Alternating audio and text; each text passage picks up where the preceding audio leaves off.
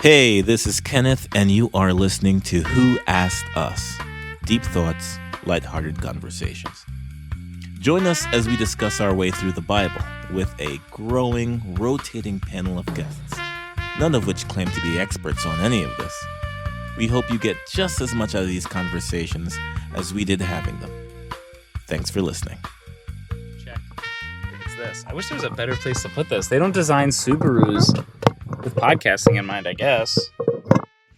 Subaru.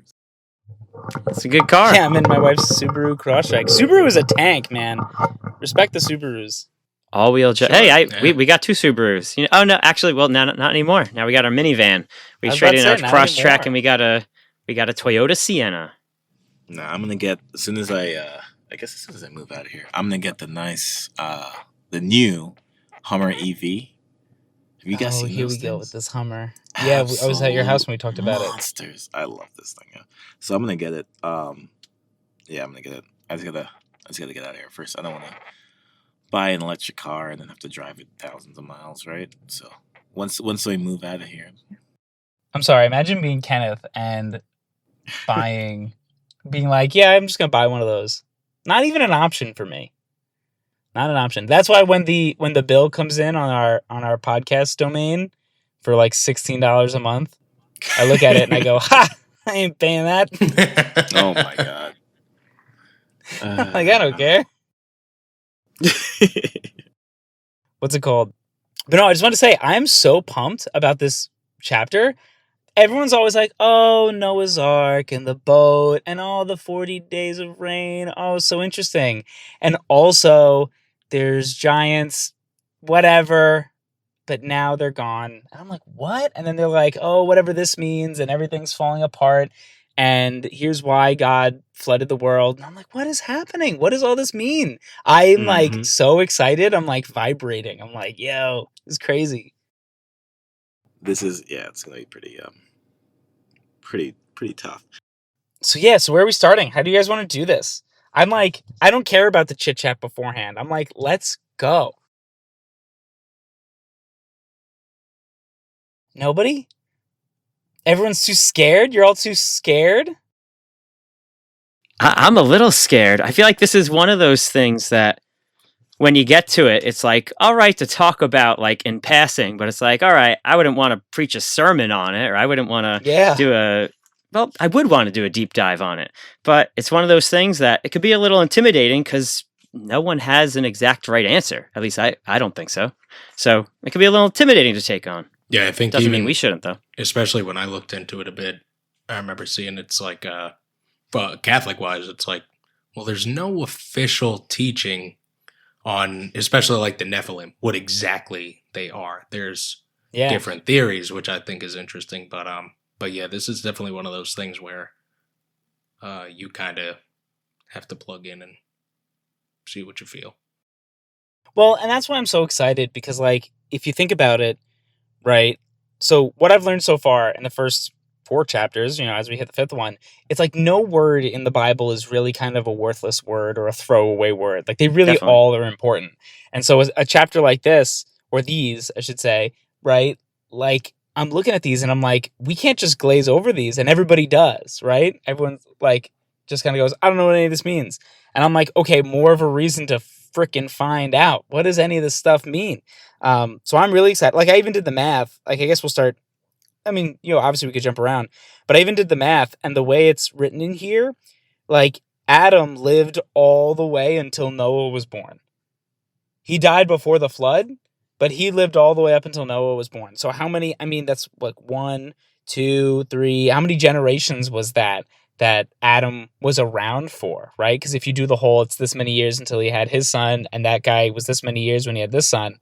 So like, already I'm like, wow, that's interesting. And I guess I look at it as like, not to go on a tangent right now, but all this stuff is probably some of the first things that I'm like, this doesn't make any sense. I don't know. Like, if you want to look at this literally or as poetry, I think both sides of that look at this and go, what is he trying to tell us? And like, whether it's like, because if this really happened, okay, but why is it here? What are we trying to learn from it? And if it's poetry and we're supposed to learn from it just metaphorically, what is it trying to tell us, right? So I feel like this is something to kind of look at and go, all right, this sounds like a lot of chaos and craziness. What does all this mean? Yeah, but that makes it fun to look at. Recently I was looking in Jude a little bit to, I'll keep it short as getting onto the New Testament a little bit. But I was looking at Jude, and there was the same kind of exact thing where you're reading and you're like, all right, things I would expect to see. And then it was something, I'm going to paraphrase, it was something about, and then the archangel Michael contending with Satan over the body of Moses. And I'm like, whoa. I was like, hold on. Like the archangel Michael fighting with Satan over the dead body of Moses. Like, where's this? And it was one of those things that was just like, hold on. I got to dig into this. And you start like searching and you start going through. So yeah, this is definitely, I would say, one of those things that you stop. And like you said, it's in there for a reason. I mean, so you can't just look over it. Yeah. No, 100%. So where do you guys, I guess a good question is, where do you guys want to start? I mean, obviously he goes through the generations, right? He goes through all the generations all the way to Noah, which I'm sure is half, not, like I said, I don't think there's any wasted speech, but I'm sure half of that is just kind of setting up like we were at Adam and Eve, even when we were talking Cain and Abel wise, that's all kind of like Adam and Eve era. And then we're going to transfer all the way to Noah. But I did have a question about, there's like one discrepancy that I'm curious if you guys noticed from the previous chapter.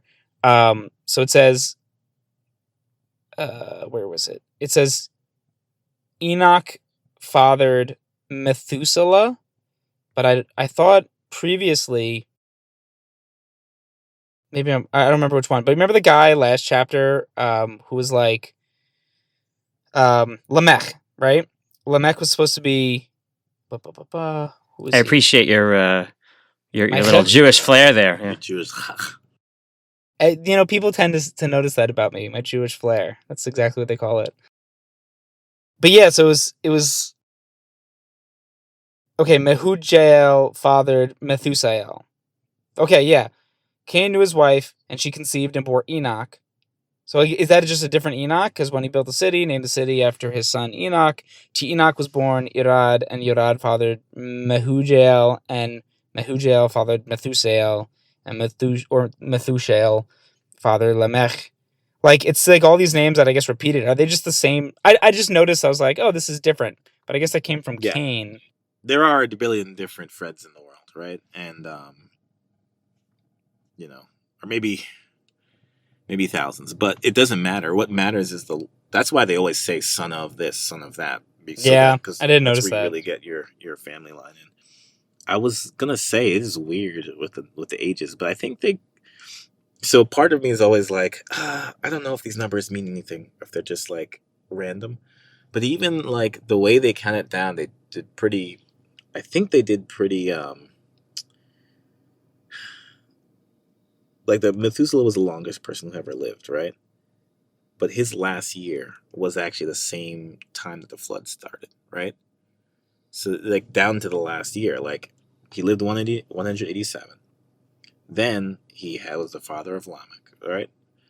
And then he lived 782 years after that. But Lamech had Noah 182 years after he was born.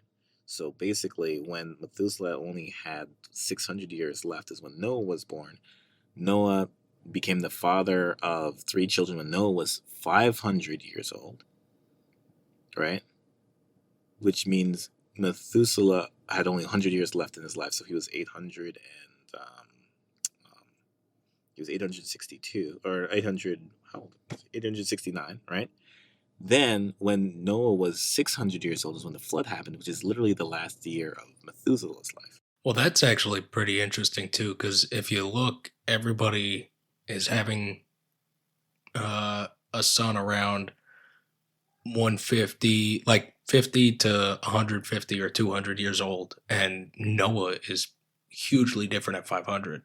So I think even with that, it's that might not be a coincidence that Methuselah's last year is when the flood happens, and that's why Noah possibly had kids so late in life. And then also with like the age thing, like some people could be like, well, maybe the Bible is just being, making up these age numbers.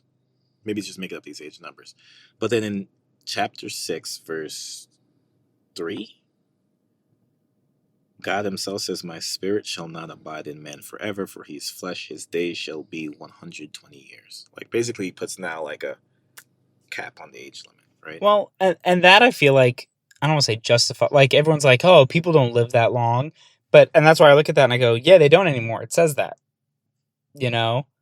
So I find that I'm almost okay with how outrageous the years sound because it acknowledges the fact that that doesn't happen anymore. I'm more curious, like, I feel like when he says that, I mean, you said 3, right? Then the Lord said, my spirit shall not abide in man forever.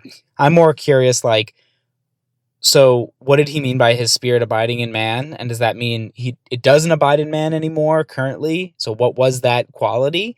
And because, like, by saying my spirit shall abide in man at all, that it has, to me, that's like, I wonder if that's what he meant by likeness and image. So are we not in his likeness and image anymore? I don't know. It's just questions that popped in my head. I don't really have like an opinion on it, but I do have an opinion on the fact that for he is flesh, his days shall be 120 years. It's interesting. I feel like they kind of keep coming back to the idea of like the flesh in this chapter as like the corrupted side of us. You know what I mean? Yeah. Like we're corrupted because of the flesh. I don't know. I feel like Christianity is so summed up sometimes with the idea of like it's like the spirit versus the flesh so often, and that like struggle we have, and like, you know, going even as far as like to Jesus, right? Like God became man. He took on the burden of being man, right? And the burden of being man is to contend with the flesh. And he dealt with that and did so with flying colors, right? He overcame the challenges we overcame. So I thought it was interesting that like that was such a part of it. Like my spirit's not abiding in man forever because he is flesh, right? Yeah. And what do you guys think his spirit abiding in us was? Yeah, for that, I'm not 100. I think it is just kind of God's presence in a human's life, but I think basically this kind of sets the scene for your body is not what I'm after.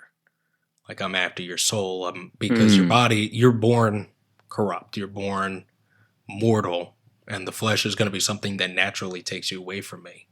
And it kind of puts there where it's like, this is meant to be temporary, and I'm going to purify your soul. And I think so that thing, like, for he is flesh, or because he is flesh, I don't know what anyone else's versions say, but it's like, is that the reason? Like, what is that a reason why God's spirit won't abide in mankind forever? And if that's the case, then like, how is it different from, for example, after the resurrection, when Jesus comes back, right? And we get our new heavenly bodies or whatever. How can we live forever then? Like, what is the difference? What is the thing? What is wrong with being for he is flesh thing? I don't, that doesn't seem explained to me. I agree. Well, but so with Jesus' resurrection, right? Like, I don't think jumping ahead to this is inappropriate, you know, because I think it's commonplace to understand that, like, okay, what did Jesus do for us? Why did he die and rise from the dead? He was forgiving all of our sins, right? He was paying the price for all of our sins. It was justice coming through, except the punishment for our sins didn't come down to us. It came onto him. He took the punishment for us, right? So where does sin come from? I feel like that's kind of where we're at right now, is I feel like sin kind of comes from the corruption of the flesh. Like, I feel like if we weren't burdened with the desires of being like human beings in this body, right, then we wouldn't be compelled to sin.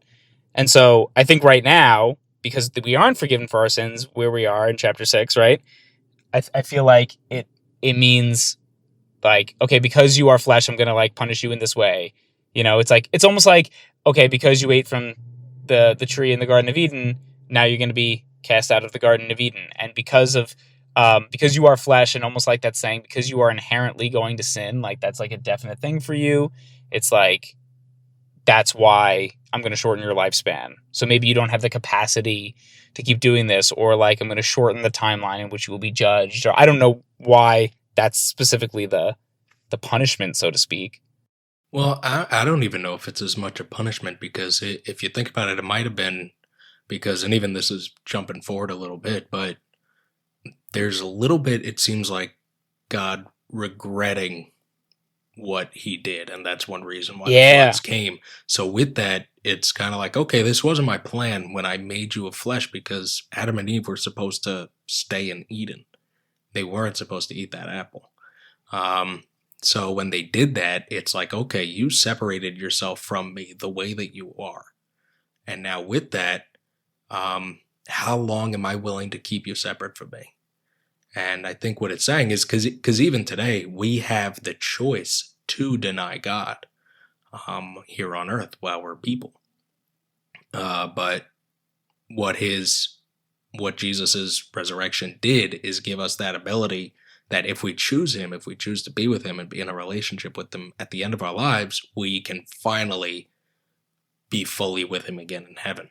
So I think it kind of makes sense where it's like, yeah, because you are corrupt, if I just let you be here for 1,000 years, how long? And I don't know where the number came up or why it's different than just like 120 or something like that. But it's basically, yeah, I want to get you back to me sooner rather than later, before you can really fully run Like an away. act of mercy. Yeah. I'm curious what Ray has to say, because like I have a question. You brought up something that I have a question about, but I almost want to like hold that question for a second. No, that's interesting. I never thought of that. You know what Nate said, the idea that perhaps it's like God having some mercy that like, hey, you guys just can't do 700 years because you're just this natural sin, that's been being passed from Adam and Eve down the line, down generation to generation. It's really in our DNA. And I mean, you even see that with like little kids. Little kids, they take a toy, they want it for themselves, right? You got to show them how to share. And sometimes there's definitely times where their face will light up and they'll share that toy, but there's a lot of times that it's like mine, right? And so you don't have to teach them how to say mine and no. But that's interesting thought. I never thought about that. The idea that maybe God's like, hey, that's a little too long for you guys to keep turning away from me. Let's shorten this down so we can just get right to it. Are you finding your faith in me? Are you putting your trust in me? Let's get right to it. I like that idea. What's interesting is I like as you guys are talking about that, and as I stutter through that sentence, right? My question goes to like, wait, an act of mercy because we can't handle 700 years, or a punishment because we're doing wrong with 700 years or whichever, right? I'm like, wait a second. Chapter 5 doesn't say we did anything wrong, and why we. That's had what I like was about mankind. to. Yeah. That's what I was about to say. Like, where in the text does it say that he's shortening people's life because of something wrong with them? I don't think it says that at all here. Well, Not in 5, but look at the beginning Or of 6. 6. yeah. Well, even in the beginning of 6, it says, when men began to multiply on the face of the land, and daughters were born to them, the sons of God saw that the daughters of men were attractive, and they took as their wives any they chose. Then the Lord said, my spirit shall not abide in man forever, for he is flesh. His days shall be 120 years. Well, so here's the thing. Now we're getting into, this is a red highlight for me, because red is like sound the alarm bells in my little digital Bible here. Mhm. So the only thing, so it's generations. Great. That's chapter 5. So nothing wrong with that. So Mhm. the only inkling of something that goes wrong, and I did read the study Bible alongside at this time because I was so confused after reading it the first time. So when man began, all we have is the beginning of chapter 6 to go, okay, so like what happened that made God want to do this, right? So it says, when man began to multiply on the face of the land, and daughters were born to them, right? So basically, people had babies, and some of them were daughters. Okay. The sons of God saw that the daughters of man were attractive. So like, I did find it interesting that's the sons of God, but the daughters of man. So I was like, who's the sons of God? And then like, even the study Bible like starts to go like, yeah, great question. Like, let me see what it says here. Thanks for asking. Good question. Yeah. Yeah, I mean, it kind of turns around and goes like even like in terms of mighty men and the Nephilim, and as we kind of come to that, like some believe like the sons of God are more like in between humans and God, more like that in terms of like, I guess divinity, maybe that's not the right word, but like basically angels. Some people are kind of calling those angels because it's not son of man, which I know is also a term used for Jesus, but I mean like daughters of man versus sons of man. They don't use that term. They say the sons of God, right? Which is just an interesting and very deliberate difference. So like maybe the fact that these angels per se, you know, were now mating with the daughters of man, so like human women, right? And then after it says with about the Lord and this and taking his spirit away and etc. and the 120 years, then all of a sudden it mentions the Nephilim were on earth in those days, and also afterward when the sons of God came into the daughters of a man, and they bore children to them. These were the mighty men who were of old, the men of renown. So like I'm assuming the mighty men and the men of renown are the Nephilim, like these giants, because I know Nephilim, I think, directly translates to giant, right? So I'm looking at this and I'm like, okay, so maybe that was bad. Because, like, when the sons of God came into the daughters of man, like, that's like, Adam came to know his wife Eve. Like, obviously they were mating and creating these other, I'll call them an other type of being, that maybe weren't humans. And I know this is where it gets, like, kind of conspiracy theory. But so maybe that was the negative thing that made God either go, I'm not letting you live that long so that you can't do this wrong thing, or maybe this is a punishment or whatever. I mean, it also, so another theory between who the sons of God and the daughters of man are the sons of God are the people in the line of Seth. So Seth's lineage, while the daughters of man are people in Cain's lineage, and those Cain's lineage becomes the Cainites, who are enemies of the Israelites in the future. And it's kind of one of those things. I heard that. Yeah, so it's I heard that. kind of one of those things where God doesn't directly say, hey, what Cain, obviously we know what Cain did was wrong. But there's some times where it's like, I'm going to show you what that punishment was, for lack of better words, rather than just tell you straight up. And the punishment is that his line is now this corrupt people, who's the enemy to the people of God. So I know that's another theory, and it could be that the people of God are basically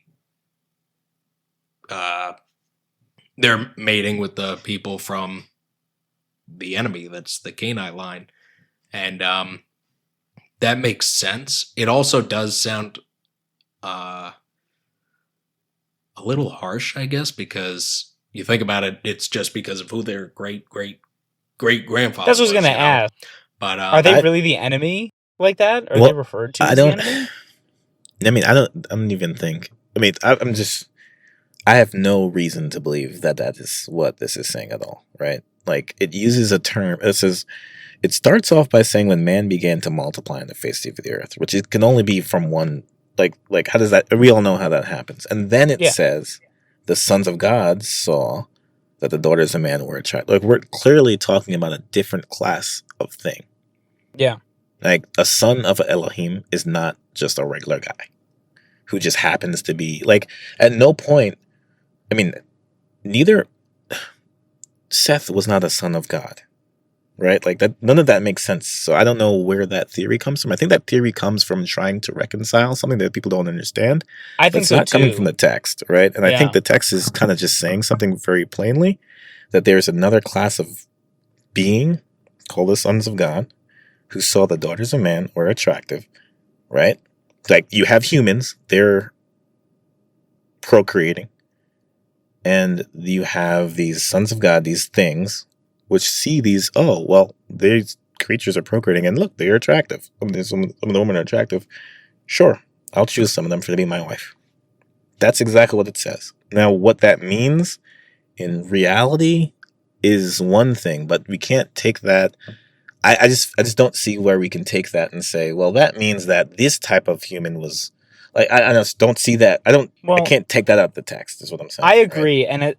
And I think I read the same thing, Nate, somewhere when I was kind of looking into it about, like, that's a possible interpretation. But, like, even in the description of that interpretation, it immediately said, yeah, but they're never referenced in this way ever again like this. And so, like, the lack of continuity of that description kind of, I feel like is enough to say, why would they do it that way this one time? And that's my question too, is like, is the lineage of Cain are they all evil now? Is that kind of what you're saying or they're saying? And I haven't read far enough to know, I'm pretty transparent about that I don't know what happens after this, but I've never heard of it being like, yeah, everybody that comes from Cain is now an enemy of God. I don't know if that's true. I'm asking that question. I honestly don't know. Now, I do know, or at least I'm pretty sure that Canaanites end up being enemies of Israel when it comes to like them taking the Holy Land, everything like way down the line.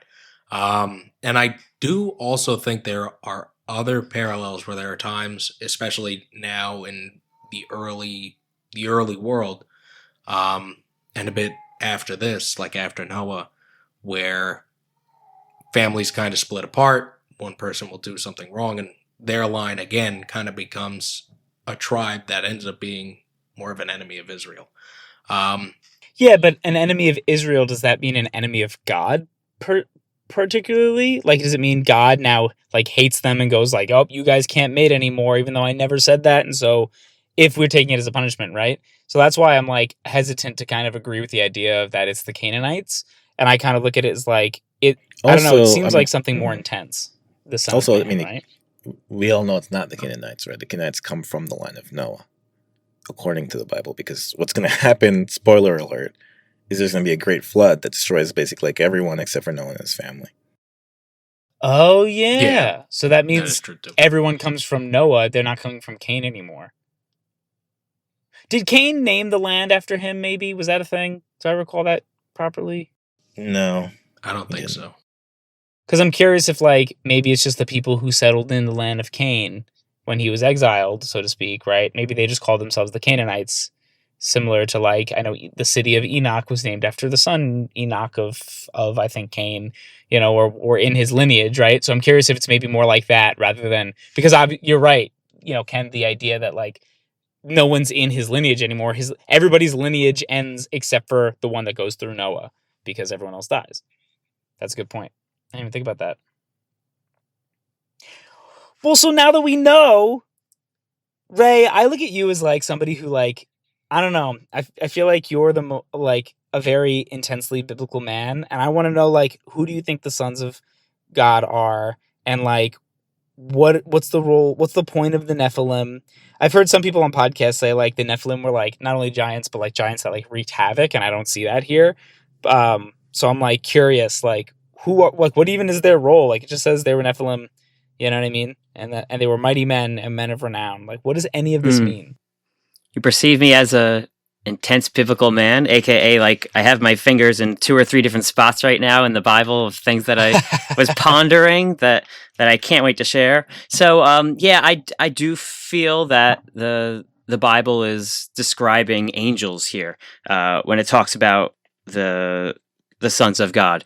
In several spots in the New Testament, it talks about angels sinning, and we don't have a whole lot of definitive spots in the Bible where that could possibly be, but this to me is really one of them. And it's not just like angels not doing what they're supposed to. I mean, this is in 2 Peter.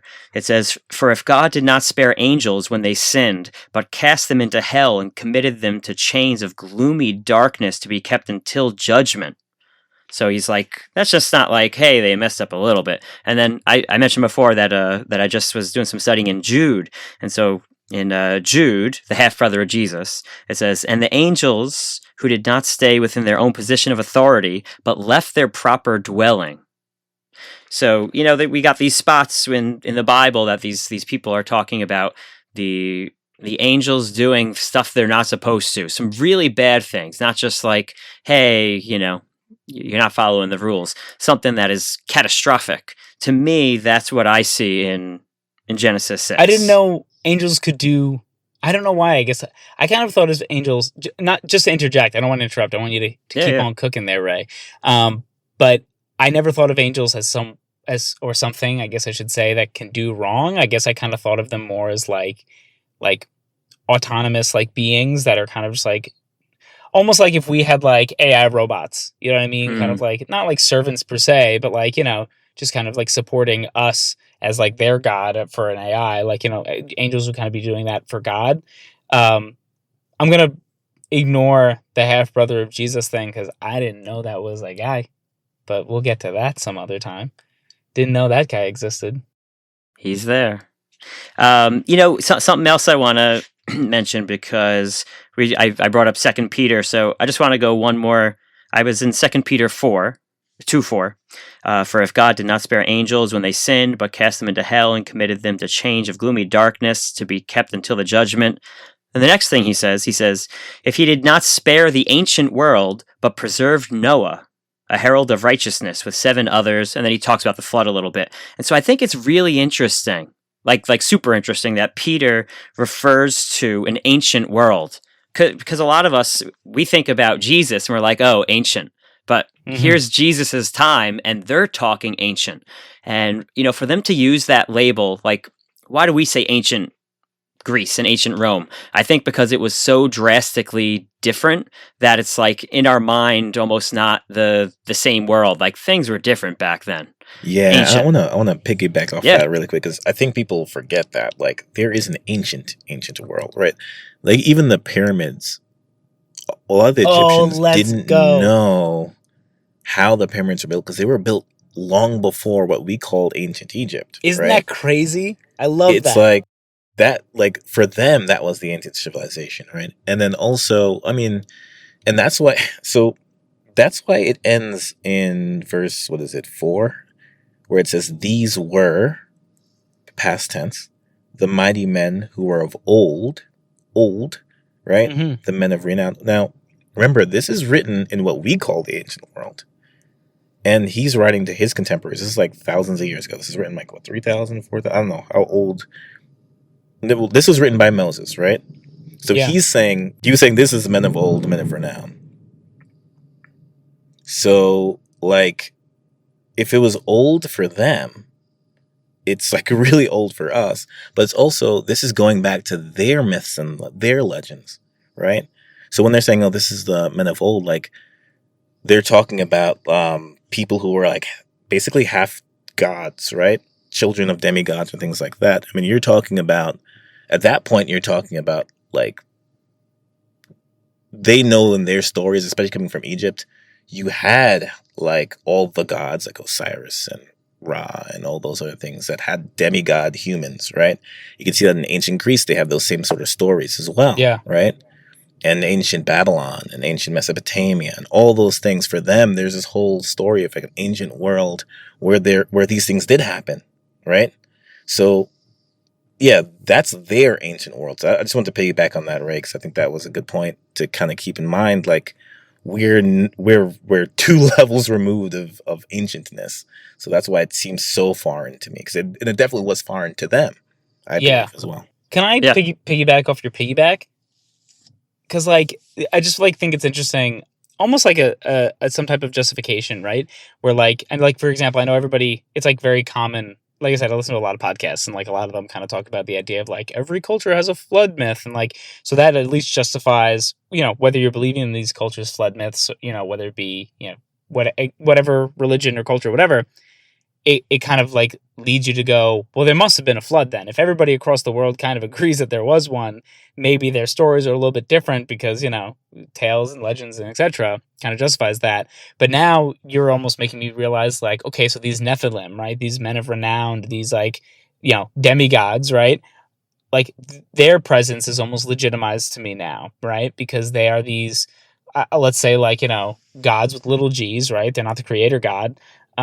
That are like, if those were walking the earth, they would be men of renown, right? They would be, you would hear about them. They would leave a mark on history, and that mark is, I guess, getting diluted as these myths are finally getting written down in different places. You know what I mean? So it almost legitimizes their existence, which I think is super interesting. I know there's even a lot of debate, like, about how far back did modern humans go? By modern human, I mean, like, looking like this, kind of a thing. And how, like, there's a lot of discoveries. I know it's a hot topic for a lot of archaeologists and such, that it goes back further than we had previously thought. And, like, this makes me, like, kind of think, like, yeah, it goes back so incredibly far. and before the pyramids, in this ancient world that was wiped out. And I don't know, that kind of leads me to the ideas of like, some people talk about, I've watched like conspiracy videos that are super fun to watch about like the Anunnaki, and like ones about like, I don't know how familiar you guys are with that, or like ones about, for example, like the Younger Dryas impact theory, kind of wiping out a previous relatively advanced civilization to start us back from scratch, kind of like how Noah and his descendants kind of started from scratch after civilization was wiped out, right? So like all these things that I don't think disprove, if anything, could like maybe explain these, where here in the Bible, I think we can all agree, whether you believe it happened in this way or not, it's definitely written like a myth. It's written without a lot of detail, right? So I just think that's super interesting to kind of point out. Well, so that's actually really interesting too, because it kind of goes back to even, it kind of makes sense for how all these other ancient civilizations were like, oh, we have all these different gods and these demigods and all that kind of stuff. And it kind of is like, yeah, well, I mean, these angels who to us would look like a god if we didn't know who capital G God was, are mating with these women, having what I would think of the Nephilim. Which, I'm just throwing this out there, like, isn't that what Zeus did? Yeah, not saying I specifically believe in Zeus, but like, so maybe Zeus is more of like, or where the idea of Zeus came from is like an angel, you know what I mean? That was doing this, that was coming down, because Zeus was known for going and sleeping around with the daughters of man and kind of causing a ruckus and creating all these demigods, these Nephilim, right? So maybe Zeus per se didn't exist, or maybe he did, but he was this angel that people were worshiping rather than, because I think like we also realized earlier in Genesis, like when it's like do not worship false gods, it means like, it doesn't mean there aren't other godly type things, but we worship the creator God, the overall big G God. I don't know, like Ray, I don't think you were there for this. I'm curious what you think about that too. Like the idea of like, there are other godly things, and I'm doing air quotes for those of you who can't see me, right? But that's not the creator God that we worship. We worship one God. Yeah, no, I totally, I agree. There's one God, triune, is three in one. What do you mean by other godly things? Well, so I mean, like, yeah, no, go ahead. Nate. Yeah, sorry. But I mean, that makes a lot of sense, because even if you think about it, when God talks about spiritual warfare, when it comes to Satan and demons, he knows that they're more powerful than you. He knows that you will not win that battle if you're on your own. So it's not necessarily like more, maybe like godly isn't the best word, but they're more powerful beings, like spiritual than you. Yeah, they're more powerful spiritual beings than you. And if anything, that kind of makes sense where God sees, because I mean, fallen angels, when it comes to angels doing bad things, that's how Lucifer became Satan. And he didn't try to overthrow God alone. So you have all these very powerful spiritual beings taking advantage of basically humans. What do you would think at that time? And that I could definitely see God getting intervening and saying, like, this can't happen. This cannot happen. Yeah, and that's where we're getting at. We talked about this earlier, Ray. It was more about the term that is translated usually as God, G-O-D, is usually a poor translation, because the word is really Elohim, which actually is used for many different things in Hebrew. It just means a spiritual thing, a spiritual entity, right? And it's the context that determines what it's talking about. So sometimes that is used for an angel. Sometimes that is used for God, like himself, like Yahweh. Sometimes that's even used of just like a ghost, a spirit, like Samuel in I think Chronicles or Kings was referred to as an Elohim because, Saul came and tried to seek out Samuel's spirit or whatever, his Elohim. So that term is translated so many different ways. But what God is saying is like, you don't have any other spiritual entities before me. Like, I am yours. Like, these other ones, they're not things you worship. Like, these are not angels, or these angels, these spirits, whatever they exist, but they're not things that you worship. They're not a creator. They're not, so that's kind of what that term is. That's what we're getting at a little bit. And that's the difference between like a big G and a little g. So maybe like we just keep using spiritual beings instead, because because that's what I'm kind of thinking of, whether it be demons or Satan, Lucifer, whatever. I know that's a topic for another day. But like, and even something like, for example, I'm going to say Zeus, and like, I don't know if I believe that Zeus was an actual individual spiritual entity, but it's definitely a representation of one of these spiritual entities that would come down here, mate with the daughters of man. And, you know, I mean, think of all the sons of Zeus, all these demigods, right? Like, there's Hercules is the most known, but I know there's other ones that are, I think, would classify as Nephilim, right? Yeah. No, and I even think so. Even with that too, it's interesting because one of the big things. So when early Christians were being persecuted in Greece and Rome and everything, it wasn't even. It was mostly because they were like, "Hey, you're saying that our gods aren't the God," and now an earthquake happened or a flood happened, and that's because you got these guys angry, and we need to wipe you out. So it was. Yeah. I mean, God was telling us to go out and say, hey, these things that you're worshiping, I'm still the top. And that was even what God was saying to the Egyptians. He's like, your gods. He didn't say like they're not real. He said, I beat them.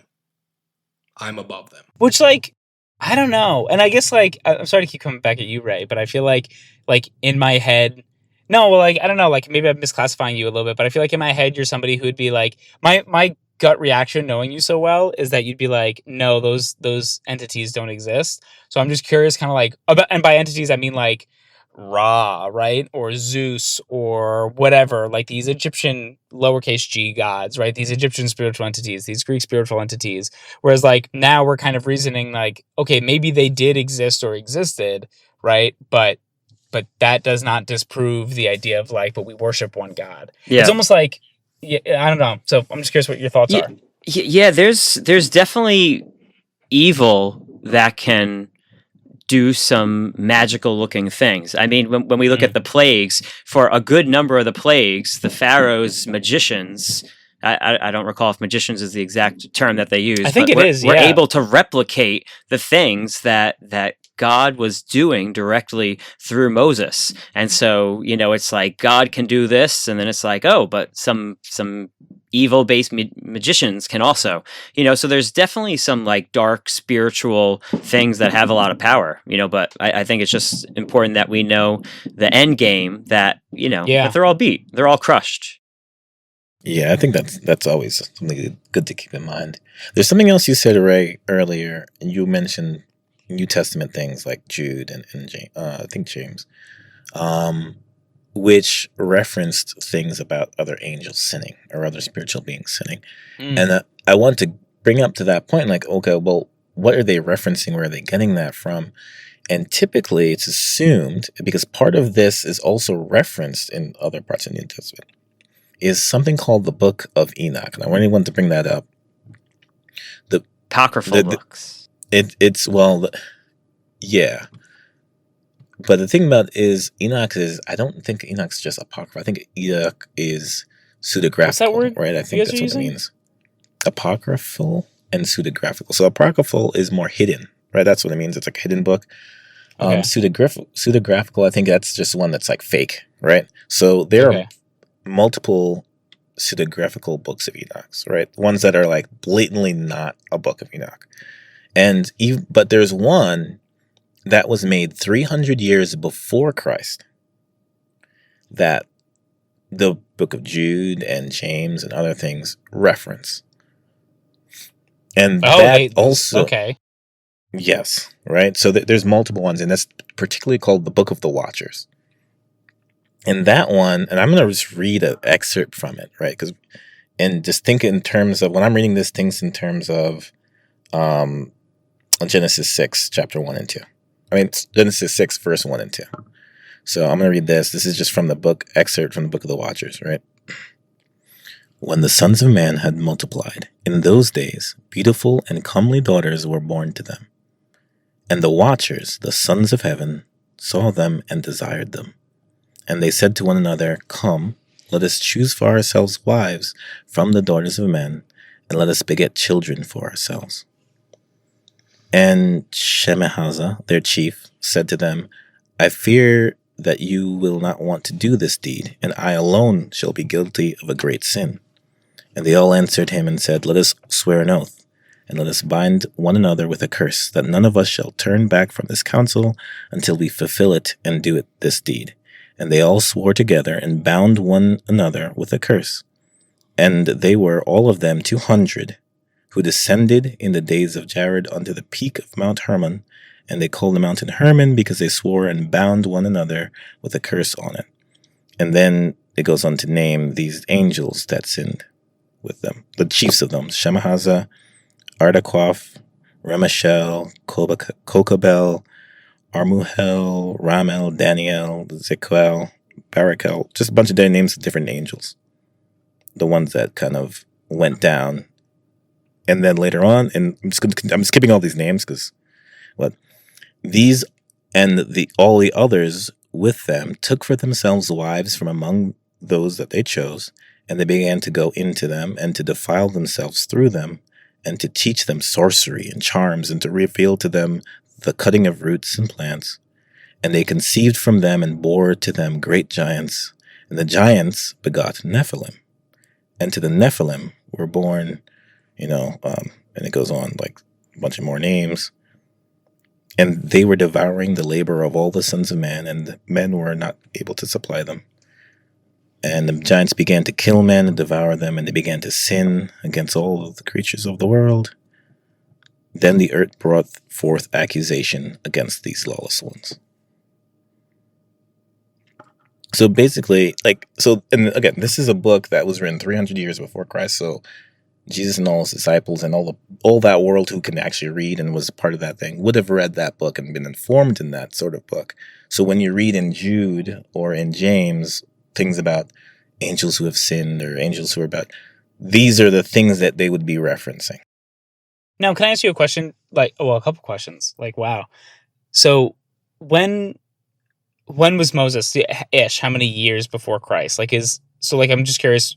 This book of the Watchers, right? The specific book of Enoch, because it sounds like there were other Moses would be, I don't know, would it be 3,000 or something? That's a round number that kind of pops into my head. I don't know if it's right, but oh no, 3,000. 3,000 years from us. 3,500 years from us. So it'd be about 1,500 years. Yeah. 1,500 years.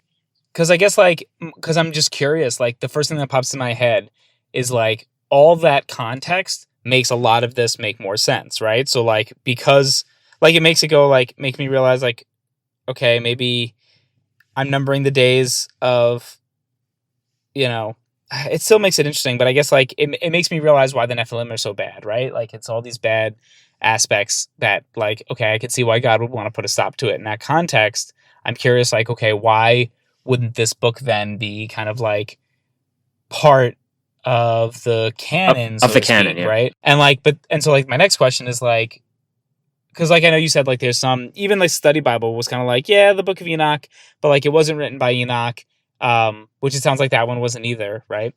And it's it's kind of just written by all these who knows kind of stuff, he kind of wrote it off. And so now I'm kind of curious okay, so why wasn't that one included if it brings context in this way that doesn't seem to go, I don't know, I guess I don't know. I'm not saying it's true because it wasn't included, right? So maybe it was a just reason. So I think an interesting thing with that is even kind of how we even view things. I know in Catholicism you hear a lot about mystics and these saints that had visions, and I know specifically you have these saints that have seen a lot of visions of Saint Joseph and Mary and their time raising Jesus, and the church's stance on it is, well, the whole thing is, does it match up? Does it discredit anything that we really believe in? And if it's no, it's okay. Then this isn't something that we're, saying, hey, we're not saying literally it's Bible, but yeah, this is something that it seems God is giving us. It doesn't discredit anything in our faith. You can do what you want with it. So I think when it's interesting because God gave us the Bible. Now, in reality, it was humans from the get-go that decided what books went in that Bible. But you'd think that God inspired these people to make sure the right things were written and the right things were chosen to make it. So the Bible is what you need. the Bible is everything that you need. But then on top of that, there are a lot of gaps. I mean, what was happening for the years between Genesis and Exodus? What was Jesus's entire childhood like? There's so many missing Which is things. in a book, right? Isn't his childhood supposed to be like in another book? I think my sister was talking about that, right? That I don't Similar thing. It's not in the canonical books, but there's writings about it. know. Yeah, okay. Yeah, and you just have to be mindful of, again, things that are forgeries, right? So Yes. if a book is going to be saying, oh, okay, this is a book written by Thomas, right? But Thomas clearly didn't write that book. Then who wrote it? Then the whole thing just seems it cannot be trusted. Okay. As opposed to Oh, so you're saying if it's the Book of Enoch, but Enoch didn't write it, how much can we really trust it? Right? Yeah. Like, why is it even called the Book of Enoch? Okay. Exactly, right? As opposed to some other things so the reason why we take, for example, the Book of Enoch as something that is not in the canon is because we don't know, we don't know where it's from, what it's really doing. It's important work for context because with that context, you'll understand a whole lot more. And there's a lot, there's a lot of books that if you read it, you'll know more. Like if you had a contextual book about ancient Egypt theology, you would understand a lot of the stuff in Genesis a lot easier because that's where Israel's coming out of, because they were in Egypt for 400 years, right? Yeah. And a lot of the plagues would make more sense. Because one of the cool things about the plagues is each one of the 10 plagues directly refer to each one of the pantheon of the Egyptian gods. That's cool. I didn't know that. But you wouldn't know that. You wouldn't know that. But is it necessary for you to know? Not really. But it just really makes things a lot clearer and make things way more sense when you have that context. Mm-hmm. Is there a reason that we shouldn't read the Book of Enoch? Because from what I've heard, on these podcasts, it seems like it's such a hot topic, and it's like, why wasn't this included? They don't want you to read this kind of thing. Is there a reason that it seems so much more controversial than just this is a book that's not included, but feel free to read it if you want. From my understanding, it's if it hasn't been deemed credible, 100% credible, then it wasn't included by the early church in the canon. So I personally have really not touched anything out of the, I don't know, I'm a little more conservative in nature, but like Ken was saying, there's definitely some things that you could definitely take from it. And, one thing we kind of got on this topic talking about Jude. And so it's Book of Enoch, and someone who's more conservative, like myself might say, oh, well, that's, not necessarily 100% true. And it's all right, Book of Jude, but Jude is referencing Enoch, but Jude is true, and so that was an interesting, that when I was going through Jude, and I did a little research on it and grappled with it a little bit, and the consensus that I came to was kind of anything in the Bible is written through men, but it's penned by the Holy Spirit. It's penned by God. And so just because there's things in the Book of Enoch that we can't verify, but there's certainly can be things that are true that are in there. And so if it's something that overlaps, like if Jude mentioned it, then it was penned by the Holy Spirit through Jude, and that part is true. And maybe there's other parts of the Book of Enoch that are true also, but at least that's where I haven't gone into the apocryphal books much more than if it overlaps, the stuff that overlaps is true. If it doesn't overlap, I'm not sure. Mm-hmm. I think I think that's a good way to look about it, because when you're reading the Bible, you're not just reading a book. You're also reading a book with a context of, well, this is also divinely inspired. It's good for our instruction. It's good for our use. It's good for the revelation of Jesus Christ. Whereas, there are other books that we read, whether fiction or nonfiction. Like you can read a textbook. You can read one of C.S. Lewis's books, right? Those are all very helpful. Some of them are, some of them aren't, but that doesn't mean they're all divinely inspired. That's a good point. In the Bible, Yeah, especially C.S. Lewis is held with such high regard as a Christian author that's a really good point to kind of bring up. Is but he's not part of the Bible, obviously. So what? We're not allowed to read him anymore? No, and I think exactly right. Yeah. I think that's especially true where it's. I think it's one of those things where if you're going to go into that stuff, that stuff that interests me, it's just. Yeah. You got to know your faith. You have to Proceed know, with caution. Yeah, you have to proceed with caution, and it's something like, okay, I've got the Bible isn't basic, but it's for lack of better words, I've got the basics down. I got the foundation, and what are you seeking from these books? And I think a Sure, good that's example is, fair. I mean, there are plenty of things where, I mean, Mary has appeared to Saint Bernadette. Mary has appeared in Mexico and France and all these different places. And it's like, okay, but if you're telling us this now, why wouldn't it be in the Bible? Well, the Holy Spirit is going to reveal different things at different times. And I think a really, really big example of that is like Saint Joseph. I know Saint Joseph now is getting a ton of more like, hey, this is somebody we really need to pay attention to. This is somebody with so much, like God has given him so much because he's the earthly father of Jesus. And it's something that, yeah, if you just read the Bible, you'd be like, well, St. Joseph was there, but that's really it. But it's the Holy Spirit can reveal things over time. And I think it's, I would say there are definitely things in those books that you can grab to just strengthen your faith and bring you so much closer to God. But it's not necessarily needed to get the message across of God's plan for salvation. That's fair. Before we go on, I have another question. Just because I think I don't know. You guys good with this aspect of what we're talking about? I feel like I'm good about the idea of like, okay, so Enoch, you could read it, but like you can't trust everything that you have in it, but it's worth the context. Okay. What's it called? So I have a question. So like, I know later, actually it's in the next section, right? So it talks about like the Lord regretted that he made man on the earth. And I feel like regret, right? Like that idea of regret, that implies that like, I didn't expect this to happen. This isn't what I intended to happen. This wasn't part of my plan. And like, I kind of struggle with this a lot, but like this was the first time I've seen it like written down.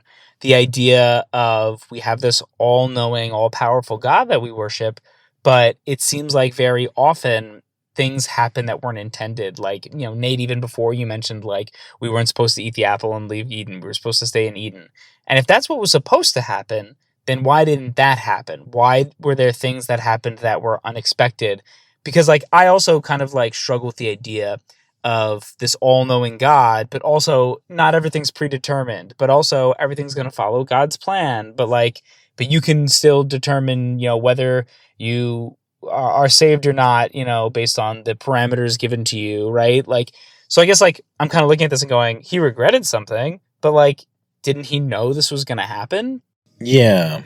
I mean, I think he did know it was going to happen, obviously, but this term regret is more like to feel sorry for, I guess it is what regret means, to try to console yourself, to be sorry for what you, in fact, it even says that, I regret, I will blot out the man whom I have created from the face of the land, man and animals and creeping things and birds of the heavens, for I am sorry that I have made them. As in, like, he feels bad that he made them. I guess I find that so interesting, because like, then why not make them? Or Then why make them, you mean?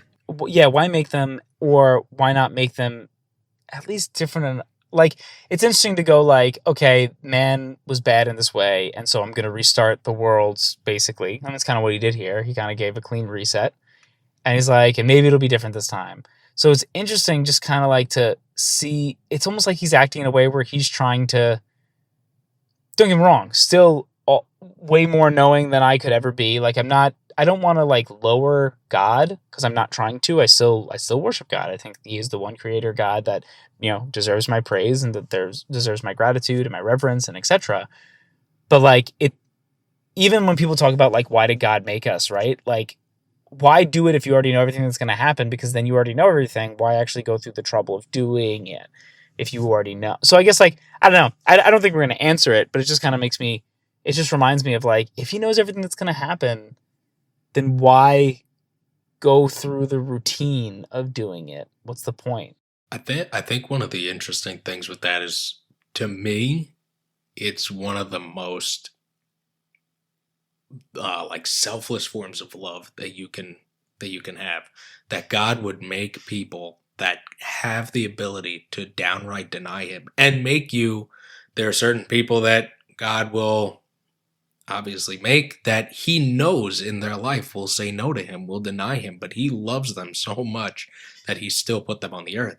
And I remember that was something I watched. It was somebody like, oh, if God is so good, why would he make somebody that would eventually go to hell? And it's like, well, the reason hell is a thing is because it's for people that deny God. Hell is not a great place to be because it's the one place God isn't. And so with that, it takes away our free will if he were to say, I'm only going to create people who I know are going to go to heaven. Because then there's some predetermination there. So I think it's maybe with this, the one thing that I could think of is, especially with the sons of God and the daughters of men, it got to a point where he knew basically everybody completely turned from him. Like there was no coming back. And it was, because I also think too, God is going to talk to or try to give himself to everybody on earth, whether you're born Catholic in New York and you're going to church, or you're a person born in, the mountains of India and you've never heard of him before. He will try to talk to, he reaches everybody just in different ways. So I like to think that these people were given the chance, like God was still interacting with them, and it just got to a point where it was like everybody was gone. But even that, like, if I'm giving you the chance, that's me allowing you, and I guess I kind of know what you're going to say, but like, if you have free will, and I know at the end of all this, you're going to choose, to hurt yourself or whatever, like to sin, to XYZ, like, why, like, it's going to happen. Why give them the chance to make different decisions when they're not going to make those different decisions? Like, it's one thing to say, like, as a parent, right? Like, I'm not going to impose on my child's free will when the time is right. Obviously, you put some structures in place, right? Because I don't know what my daughter's going to choose to do.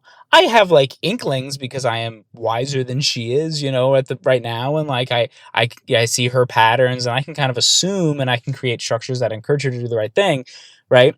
But like I don't know her end game. Whereas like, okay, but God does know our end game. So why like why create something that he knows is gonna, end up, like, for example, even like these angels that are gonna rot until, chained up until we're judged. Why create these angels if they're gonna do this thing and they're gonna suffer through this until the judgment day, right? Well, maybe he does know the end game, right? And that's why. So maybe from your point of view, which is, I guess, what the lifespan of several decades, it seems like, all is lost. It's a waste. I don't know how much longer you have. But at the same time... The way I'm going... No. At the same time, though, what if God does know the end game? What if he doesn't see the end from the beginning? Sure.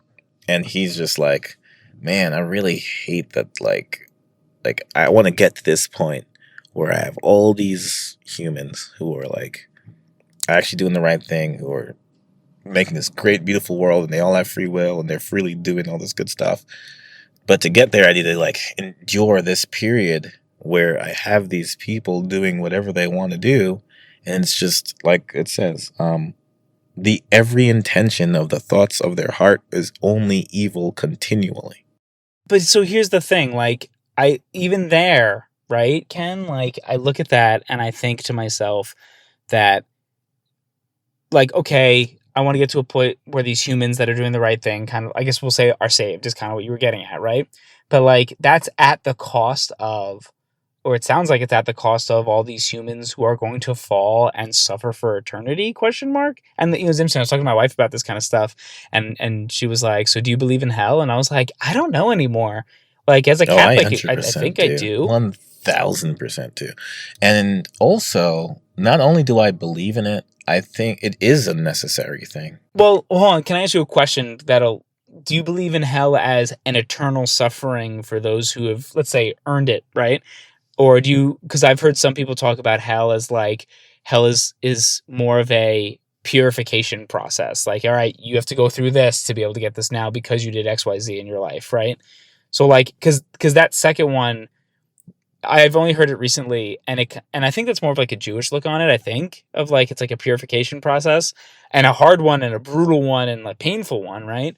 But that makes me at least go like, okay, so no man left behind, and that sounds more like, I don't know, like the idea of like, okay, yeah, we're gonna save some, but that means some are not gonna be saved.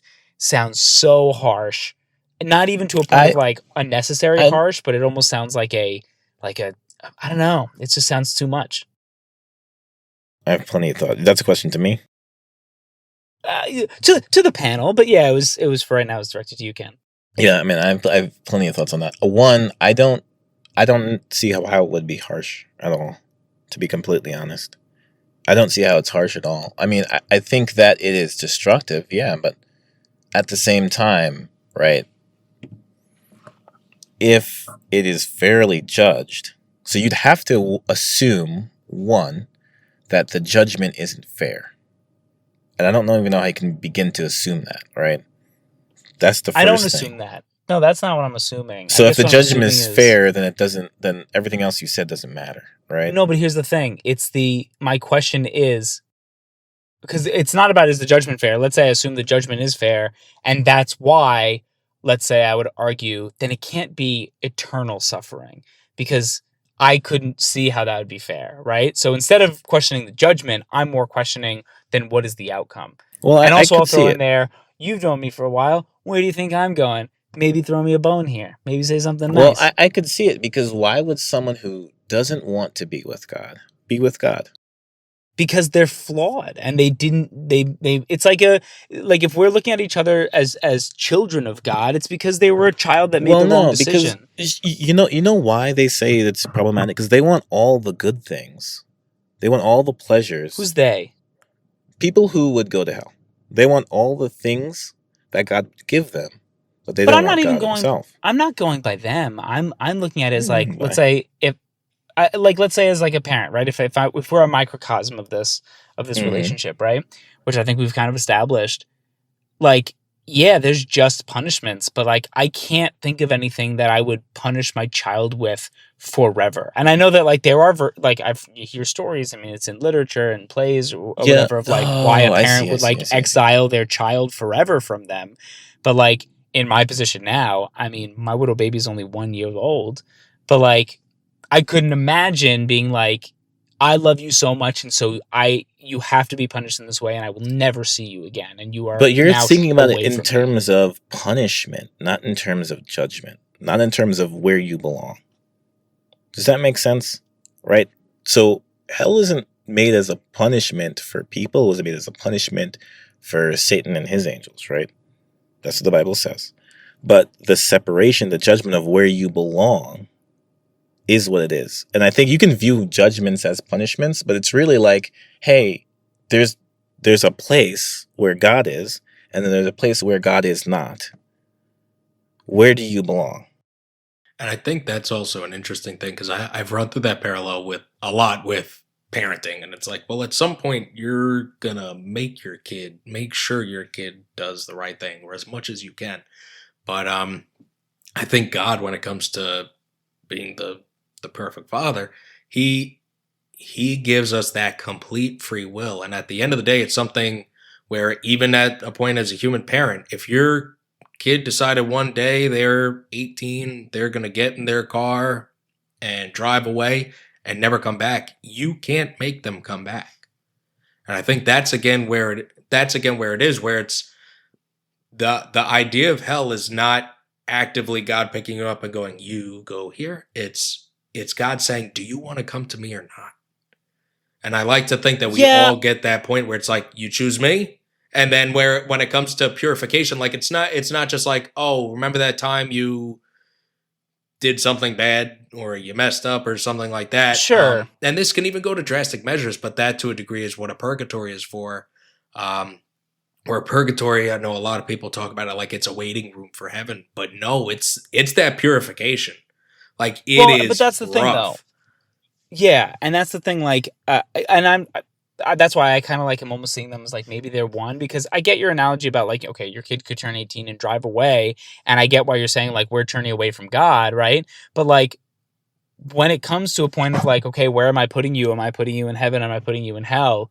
Yes, okay, you could say you chose to go to hell, but he still has to put you there, right? Like you can't go to hell by yourself, really, you know? Like, and so that's why, like, I don't know, it feels so.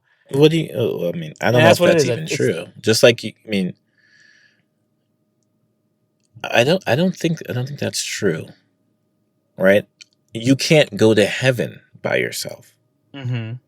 You can go to hell by yourself. Like when God can separate himself from you, I guess, if that makes any sense. No, I know, I get what you're saying, but I don't think I could go to the plane of which is hell on my own. I could make myself deserving Oh yeah, of yeah, hell yeah. on Just my like own.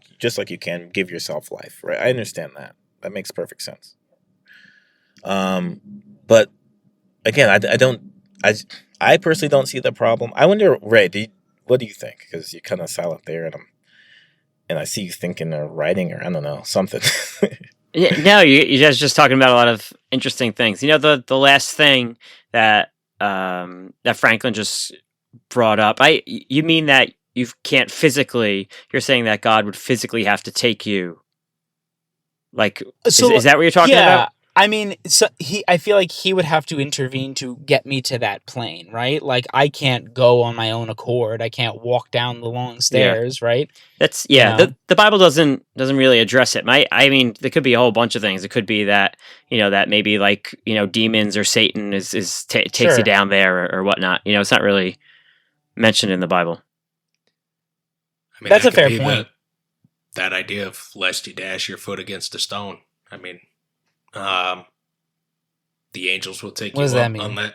Well, I know it's a verse in the Bible. I forget exactly where, but it's and the angels will take you up unless you dash your foot against a stone. And then I don't know if that's kind of symbolism for what can knock you down to get you to hell or something like that. But I think also too, it's again, it goes back to that respect of, even if God at the end of the day even has to put you somewhere, like they'll imagine there's 3 doors, there's hell, purgatory, heaven, and God has to put you through one of the doors and you don't want to be with him, how can God still push you through the one that he's there with? Where's the I fairness feel like in so that? if you're at a point where you're looking at 3 doors, so I know you're not literally meaning 3 doors, but if you're at that point, like I feel like at that point he's made himself so aware to you that like, and I don't think he does make himself that known to you. Otherwise, everyone would choose the heaven door. You know what I mean? If it was so blatantly obvious to that point, everyone would choose that. But he chooses not to be that blatantly obvious because he wants you to, to earn it. And I do get that. I'm not against the idea of earning your way into heaven, so to speak, right? Whatever that looks like, we could talk about. But like, I'm not against qualifying what it takes to enter heaven. I'm not even against the idea of people going to hell. I guess like right now what I'm looking at is like, so if people go to hell, I don't understand how it could be forever. But if you think about that, you think Adam and Eve were made by God. They were put in this Garden of Eden. And they're said by this perfect God, who they know intimately. They walk physically with him. They're said, don't eat from this one tree. And all it took was a snake for them to do exactly what he didn't say. So just us knowing that he's real doesn't make us a child of God.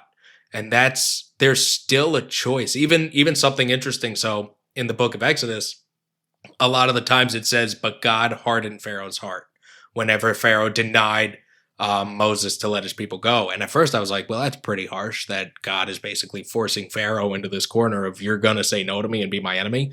But it's literally the presence of God can either soften your heart because you choose him or harden your heart because you're like, that's not the God I want.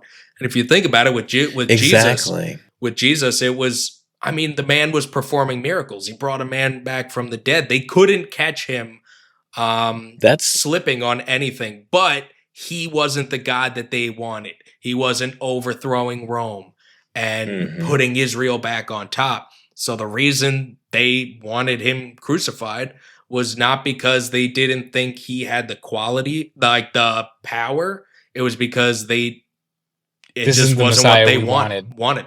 And we have that choice to even look at God and be like, yeah, not the God that I want. Yeah, and that's a huge That's that's a really good yeah. point, and I want to wrap this piece off a little bit, but it's a good point because we're Christians. We're not just like random Jews who believe you have to follow a bunch of laws.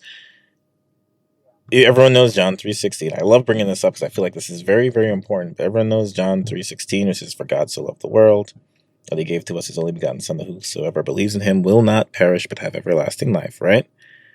But Because that's the qualification. Sorry to interrupt. That's the qualification of everlasting life. It's you believe in him.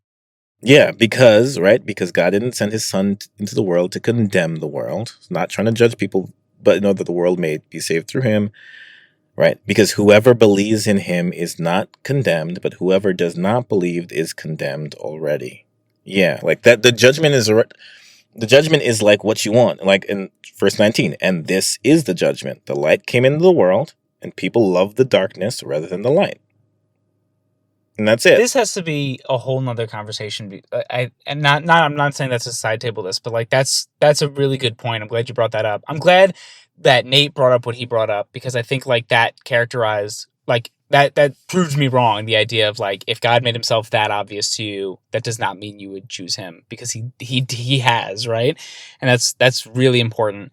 And I think on top of that, now it's like, okay, so everyone is saved as long as you do this. This is the one thing you have to do. Like, you're right. We don't follow these laws. He's not counting our sins. Like, it doesn't work like that anymore. Like, whether you're a light sinner or a heavy sinner, it's do you believe in him? And I guess, so like, I almost want to have like a whole conversation wrapped around the idea of like, what the hell does that mean to believe in him? Like, do I believe in him? I think so. But what does that actually mean? Because I'm sure there are people like me where I'm like, I'm obviously not a perfect person, but I believe in him, I think, so am I saved, or is it just belief, like proclaiming he's real, or is it action? Anyways, long story short is that should be a whole conversation to dig into. That should be a whole conversation. I think that's great. We'll get into like hell stuff, I think, soon. To kind of get back to Genesis then, right there, then it kind of ends with,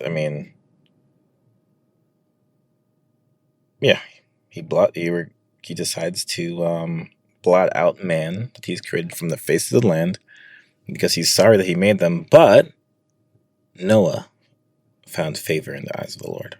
Do you think he found favor because, he's like, all right, like I'm going to kill everything except for some things, and he mentions creeping things as something he keeps. So he probably likes Noah because Noah's the kind of guy to put like a cup over a spider. He wouldn't kill a spider and let the spider out outside. Save the creeping things. I mean, I don't think he saved Noah just as like, all right, well, I got to at least save one. Let me save one that's okay. Noah, I think really understood who God was, really, just worshipped him, loved him, and was ready to obey and follow him. I don't think it was random. I agree. I'm just making a joke about like Noah's probably the guy to save a creeping thing, like put a cup over. Yeah, he's probably. In verse 9, a good guy. Like, Noah was a righteous man, blameless in his generation. Yeah. He walked with God. And then in contrast, the whole earth, in verse 11, the whole earth was corrupt and filled with violence, and everyone did terrible things. And then God tells Noah, I'm going to destroy everything. What's interesting? Like, we don't have to like dive too deep into this, but I think like just as a passing comment, I'm not trying to capitalize on everybody's speaking time, but like I think of like all the times God has had to like wipe out like a city or something like that. And it's like, man, people just keep doing the wrong thing. But I almost feel bad for the world in this moment because it sounds like it wasn't just people doing the wrong thing, that like these nefarious angels came down and like wreaked havoc. And so I like feel bad for humanity in this moment where it's like, oh man, there's a lot of reasons this all went to shit, so like, here we go. This is like clean slate. It's not just people did the wrong thing. It's like, etc. Mm-hmm. Exactly. But I do mean, even today, you still have that to a degree. I mean, spiritual warfare is a real thing. And that's again the thing where again, even outside of our free will, the hard part is God wants to feed you and he can't force feed you. But meanwhile, the devil wants to feed on you, and that's a lot easier to do. He can force that on you.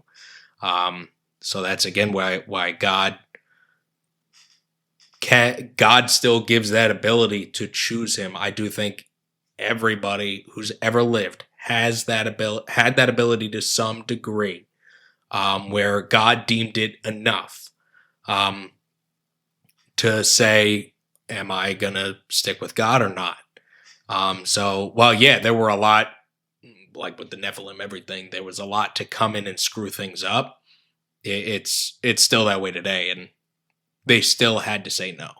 So what happens next? So as we're kind of going through, so it's flood time. I mean, basically, this is the part we all know. And like, as I kind of scanned through this, there was nothing that really stood out to me. This just kind of seems like, and I guess we could get really, I'm almost like, I feel bad saying not interested, but like, you can kind of get into the idea of like the ark, I guess, but I'm just looking at this and like, I kind of read through this as like, all right, so he gave it a clean slate, but he didn't wipe out every single living thing in existence. He allowed everything to kind of continue just through like, if you're looking at the generations, it's like an hourglass. It like went through a really fine point and started fresh with all these twos. And I think there's something to that, because I remember reading there's some point in like later on in Exodus and Moses and the Israelites are complaining to God about every single thing, and God gets upset at them. I think this may be after they make a golden calf and start worshiping the golden calf right after God brings them out of Egypt or something like that. I don't know, something ridiculous. And then God's like, I'm tired of these people. He's talking to Moses. He's like, I'm tired of these people. I'm just going to get rid of all of them. I'll just start off with just you. Just you, Moses, right? Just you and your family. And then Moses is like, no, don't do that. Just bear with us a little longer. But I think there is that tendency of just saying like, I don't need to deal with all. I can still get whatever God's plan is to get where he's getting. He can do it. He doesn't need to endure everyone and all their nonsense. He can kind of like continue with humanity, but let me just, let me bring it down again. Let me just it's like trimming a tree branch that, a tree or a bush that grows a little too wild, but it's not the height you want yet. So, you just. But that kind of makes me realize, like, with my whole question from before, like, when it comes to God's end goal, so to speak, right? Like, it's not about us as individuals. And that's I think where I was coming from, is I was thinking about all of us as individuals. And like, yeah, like you got to trim some branches, but like, so that individual branch will die, but does that mean you don't care for the tree? So like God so loved the world. And I know we say like God also loves us individually, but like God so loved the world that he's going to do what's right for the world. He's going to prioritize the tree. I don't know. That's an interesting kind of like perspective that you kind of put in there. Does anyone have any thoughts about the arc itself? I love all the detail in it. I guess I loved it more when I was 8 years old. Now that I'm 30 something, I'm like, this is all right. I don't think I need to go in to see exactly how many cubits the thing is. Like, I don't know how helpful that is to me. I don't know. I mean, I don't have anything that like stood out to me until for a while. So if anybody else has something they want to input for basically the rest of this, well, I know Ray's pretty conservative in keeping with the tradition. So how much did that ship weigh? Could it actually have floated back then? How big must the boat have been? How much did it weigh? Yeah, I don't know. I'm not an engineer, but I think it is really cool. I know, like you said, sometimes I feel like the first few times you read it and you see all the cubits and you're like, wow, that's so cool. And like, especially like today, maybe, I don't know, maybe 20 or 30 years ago, it's hard to do, but now it's just like, take out your phone. It's like, how many yards is that? Like, what is it? But, and then sometimes you read it and it's like, all right, let me just skip in that and get to the next verse, and see how God's speaking to me. But I still love that, how specific it is. I mean, if it's in here, I believe it to be true. That's, I would believe that these measurements are exactly what it is. I don't know how it floated. We're going with you, Ray. Like, I'm kind of looking at this, and like what I find super interesting is like I am of the kind of belief system that like this is a lot of poetry in Genesis, but this is probably the first couple of chapters that I've been like, everything really seems very specific here. I'm almost less inclined to think that this is poetry, especially like thinking of things like possible explanations, right? Like the Younger Dryas impact theory, right? Like when it talks about, what is it? It's like it explodes from the ocean and then rain comes down, right? All the fountains of the great deep springs like of the earth. burst forth. So it sounds like things shot up before rain came down. So like that sounds like maybe asteroids from that Younger Dryas impact theory. Like why wouldn't God utilize asteroids to hit the planet so hard that so much water came into the air that it flooded things, or maybe it hit the ice caps and melted them and rains came down? Like why would he not use the means of which he created to do these things? Doesn't all have there's to be also through magical means? there's also that theory, not theory, it's a fact. There's huge underground wells of, I guess, hydroxyl, which can oxidize further, or not, some chemical process happens as it comes up out of the pressure of the earth, which turns into water, right? So it's just like a giant, there's more water in the world than there is It's potential water. Currently, potential water, right? And it's not just frozen in ice caps. Like the earth could very well be, and it was, covered completely with water. Yeah. So there is some sense that, there are, when the Bible says maybe the springs broke forth. What does it say? The exact words, but yeah, something like that. But even like the fact that like people talk about like, ancient, and when I say ancient civilizations, I mean like before this civilizations, like for example, like I listen to a lot of Joe Rogan type stuff, right? And he loves to talk about this type of stuff, about like civilizations that existed way before what we thought, like the people who built the pyramids, and he thought they were relatively advanced. And how advanced? I don't know.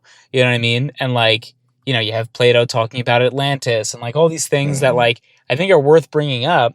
So like, I don't know. I look at this and I'm like, I know I specifically have been like the mindset of like, this has all been poetry, but maybe 5 for me is, I'm sorry, maybe 6. Yeah, no, chapter 5 is like maybe where things kind of like change. Like maybe it's between the generation talk, and then like all of a sudden the idea of like these things happen, the Nephilim and the chaos in the world, and that's it. Flood it. I also think something interesting, even to kind of change gears a little bit, but with with how specific he is in all the dimensions of the ark and exactly how to build it, is you think about it, nobody said Noah was making boats. So not only did God go to Noah and say, hey, build an ark, and he was just like, all right, I guess I got to learn how to build a boat. He's like, do it exactly like this. And this one man built something he's never built before to the exact specifications that God gave. And I think it's also just one of those incredible things. Like, God doesn't only ask things that are hard, he asks damn near impossible things of us. And through that, we're able to... Yeah, but he gave him the info he needed. Oh, yeah, but I mean... He's not going to leave you hanging. Oh, no, exactly. But you'll still be able to do it through him. But that's just something I think interesting. And when I hear all the dimensions, it's like, this wasn't a simple job. No, and what's interesting too? Like, this doesn't seem unrelated, but I feel like it kind of connects to it. Like, yeah, so like, to someone who might not have been able to do this, he's like, so here's how you do it. Here are the instructions, right? And like, you look at like, how many animals did he really fit on that boat? Well, like, according to its kind. So like, did he have every type of deer on there, or did he have like a type of deer? And how long ago was this? Was this really, like, we don't know how long ago this part was, right? I don't think. So like, maybe long enough ago that as long as there were like these what I'm trying to say is like, maybe it didn't have to be so big that it had every type of animal, but it had all the types of animals that could then go on and evolve the rest of the way to become the animals we know today, right? Like, as long as I also heard a theory, which I'm still wrestling with, that it wasn't like a whole entire globe flood, but a flood of the earth where the people were at that time, right? That's a good point. Which, I mean, because the whole point of it is to cleanse out the people. Really, yeah, and if people weren't in North America, right? Then like, okay, so you don't need grizzly bears on the boat because there's no grizzly bears where the flood's going to happen. You know, so that was something that one could think about. Like that's when a great it says point. the whole Earth, it just means like the Earth that people lived in. Obviously, it's their not, like, world. Yeah. Well, and even something interesting, like you said, it didn't even necessarily have to be every single animal. I think one interesting thing with that is there was a geologist or an archaeologist, I forget exactly what he was, but he was hiking in the mountains in Canada. I forget exactly where, too. I don't have a ton of the details. But he basically found all these fossils of different kinds of animals, and it was crazy. It was to the point where it was like all these different types of animals came out of nowhere together. Like it wasn't a cell became a fish, became a frog, whatever. It was all these different families or phylums or whatever of animals came at the same time. And he actually sat on this information for a really long time because he was a believer he was a Christian, and the way that he believed kind of followed Darwin's kind of classic evolution. Theistic Darwinian. Yeah, but in reality, this does go along with where God said in those 7 days, let there be the creeping, crawling things, and basically he was creating bugs and mammals and fish and all that kind of stuff in similar times.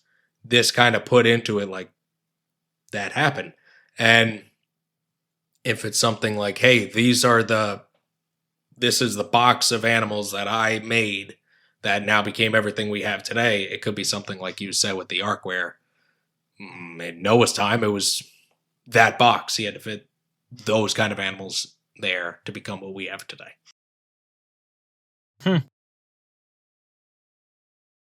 Cool. I'm good. I think I'm good on this too. I mean, what comes next is actually not in this reading, so there's nothing for me to say. I'm excited for next episode. Yeah, I almost want to have another conversation one day about because I don't know, man. I watched this weird. I feel it was like the Y-Files. I think is the YouTube channel about like the Anunnaki and everything. And I think some of it's like a little crazy, but like there's some stuff where I'm like, I don't know, it's a pretty good argument for what's happening in here. You know, like we definitely have to do a special episode. I think that delves deeper into the Anunnaki theories, the ancient aliens theories, plus the Book of Enoch, plus all these other things. I think that would be really interesting to go into, just because that also goes into like the myths of the day of that time, because there was not just, and then when I say the myths of that time, I'm not meaning the myths of the time of Moses. I mean, when he says the stories of old or the men of old, the men of renown, he's referencing something. All of the people who he's writing to are all thinking about the same sort of thing. What are the stories that they heard about the men of the renown, or what they would call the Nephilim, or all those? Yeah, what is all the context that he doesn't include because his audience already knows it? Yeah, exactly. Right. Yeah. I think that's really cool. Just fun fact: there is one of the conspiracy theories that Bigfoot is the Nephilim. I heard that recently. That was a fun fact. That was a lot of fun. Yeah, you're welcome. I laughed.